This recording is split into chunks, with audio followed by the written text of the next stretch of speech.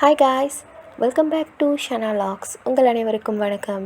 இன்றைக்கி நாம் இந்த காணொலியில் என்ன பார்க்க போகிறோன்னு பார்த்தீங்கன்னாக்கா, தால் ரசம் எப்படி செய்யலாம் அப்படின்றது தான் இன்றைக்கி நம்ம பார்க்க போகிறோம். ரொம்பவே சிம்பிளான ஒரு ரெசிபி, ஆனால் சூப்பராக செய்யலாம். வாங்க எப்படி செய்யலான்றதை பார்க்கலாம்.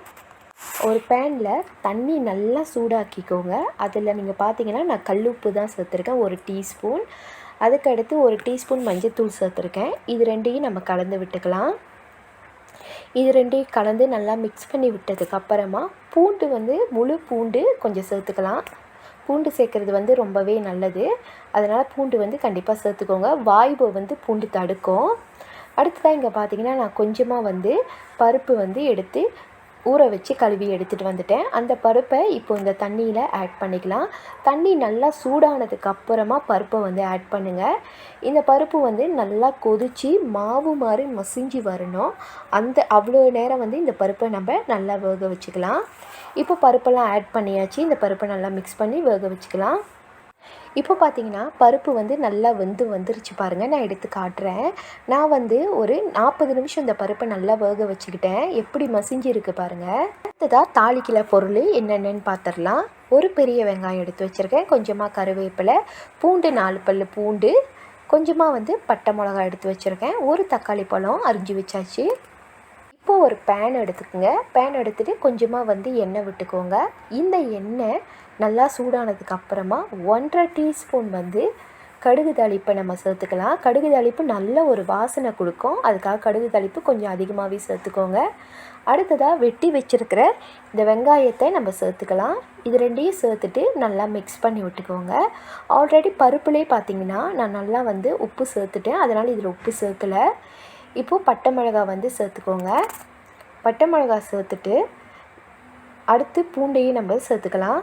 பூண்டு சேர்த்துட்டு நல்லா மிக்ஸ் பண்ணி விட்டுக்கோங்க. இது எல்லாமே நல்லா வறுத்து வரணும். அப்போ தான் பார்த்திங்கன்னா சாப்பிடும் போது நல்ல டேஸ்ட்டு கொடுக்கும்.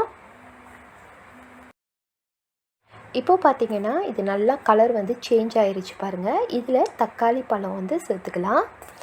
தக்காளி பழம் நல்லா பழுத்த தக்காளி பழமாக ஒன்று சேர்த்துக்கோங்க. இது இப்போ நல்லா மிக்ஸ் பண்ணி விட்டுடலாம். இப்போ பார்த்திங்கன்னா நான் இப்போ மிக்ஸ் பண்ணிக்கிட்டு இருக்கேன். அடுத்ததாக இப்போது இதில் கருவேப்பிலை சேர்த்துக்கலாம். கருவேப்பிலையும் கொஞ்சம் அதிகமாக சேர்த்துக்கோங்க. நல்ல ஒரு வாசனையை கொடுக்கும். இப்போது இது எல்லாத்தையும் நம்ம நல்லா மிக்ஸ் பண்ணி தாளித்து எடுத்துக்கலாம். நல்லா தாளித்து வரட்டும். அது வரைக்கும் கொஞ்சம் நேரம் வெயிட் பண்ணுவோம். தாளிக்கும் போது எப்பயுமே அடுப்பு தீ மீடியம் ஃப்ளேம்லேயே வச்சு பொறுமையாக தாளித்து எடுங்க. அப்போ தான் பார்த்திங்கன்னா எல்லாமே நல்லா வறுபட்டுருக்கும். இப்போ பார்த்திங்கன்னா இதெல்லாம் நல்லா வறுபட்டுருச்சு. இதை நம்ம பருப்பில் சேர்த்துக்கலாம். இப்போது இந்த தாளிச்சிருக்கிற வெங்காயம்லாம் நம்ம இந்த பருப்போடு சேர்த்துக்கலாம். நல்லா தாளிச்சிங்க அப்படின்னாக்கா சாப்பிடும் போது பார்த்திங்கன்னா ரொம்ப டேஸ்ட்டாக இருக்கும். இப்போ பார்த்திங்கன்னா நான் இதோட சேர்த்துக்கிட்டு இருக்கேன். இது நல்லா சேர்த்துட்டு ஒரு அளவுக்கு மிக்ஸ் பண்ணி விட்டுக்கோங்க.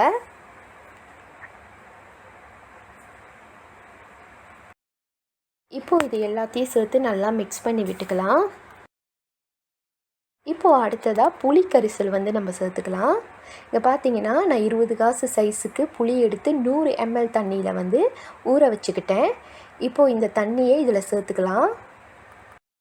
புளி தண்ணி சேர்த்துட்டு நல்லா மிக்ஸ் பண்ணி விட்டுக்குவோம். அடுத்ததாக இதில் இன்னும் கொஞ்சம் வார்ம் வாட்டர் ஆட் பண்ணிக்கலாம்.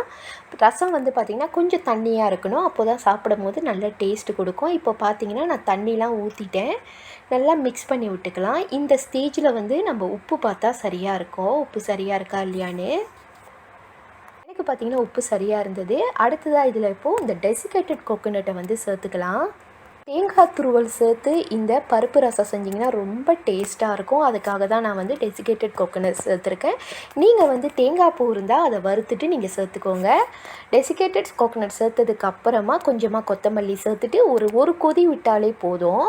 ரொம்ப நேரம் கொதிக்கணுன்னு தான் அவசியமே கிடையாது. இப்போது நம்மளோட பருப்பு ரசம் சூப்பராக ரெடி ஆயிடுச்சு பாருங்கள். இப்போது நம்ம இதை சர்வ் பண்ண ஸ்டார்ட் பண்ணலாம். ரொம்ப நேரம் வரணும்னு அவசியமே இல்லை. இப்போது நம்மளோட பருப்பு ரசத்தை நான் சர்வ் பண்ண ஸ்டார்ட் பண்ணிட்டேன். மிக்ஸ் பண்ணி காட்டுறேன் பாருங்கள் எப்படி இருக்குன்னு. இங்கே பாருங்கள் நல்லா தண்ணியாக இருக்குது. பருப்பு ஒன்று பாதியமாக தெரியுது பாருங்கள். இப்போது இதை நான் டேஸ்ட் பண்ணி காட்டுறேன் எப்படி இருக்குன்னு சொல்லி உங்கள்கிட்ட சொல்கிறேன். ஓகே, நான் டேஸ்ட் பண்ணி பார்த்தப்போ பார்த்திங்கன்னா புளிப்பு உரைப்பு எல்லாம் ரொம்ப சரியான பதத்தில் இருந்தது. ரொம்ப சூப்பராக இருந்தது. நாள் வரைக்கும் பருப்பு ரசத்தை நீங்கள் இப்படி ட்ரை பண்ணாமல் இருந்தீங்கன்னா, இந்த முறையில் செய்யாமல் இருந்தீங்கன்னா செஞ்சு சாப்பிட்டு பாருங்கள். என்னோட இந்த வீடியோ உங்களுக்கு பிடிச்சிருந்ததுன்னா லைக் பண்ணுங்கள், ஷேர் பண்ணுங்கள், கமெண்ட் பண்ணுங்கள்.